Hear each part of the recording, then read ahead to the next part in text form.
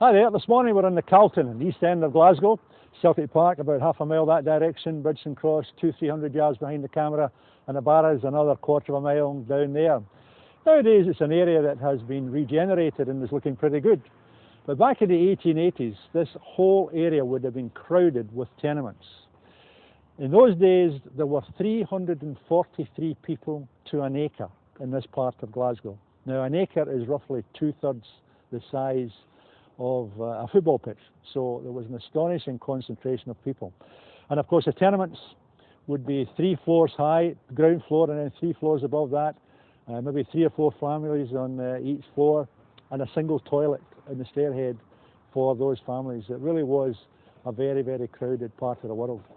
And not only Scots lived here, but many, many Irish lived here as well. In fact, the biggest percentage of the population was Irish, who had come over after the famine failed in the late 1840s. Not only came to Glasgow, they came to Dundee and Edinburgh and different parts of the city, different parts of the country, but many came to the east end of Glasgow.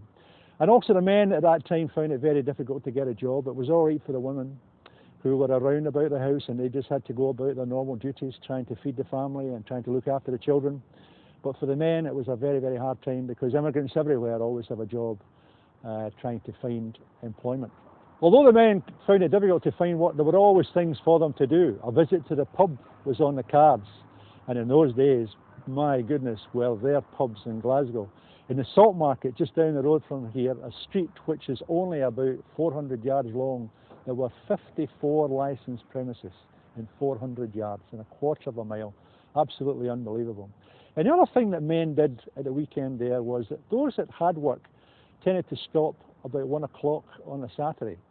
And the football had started, and that became a popular spectator sport.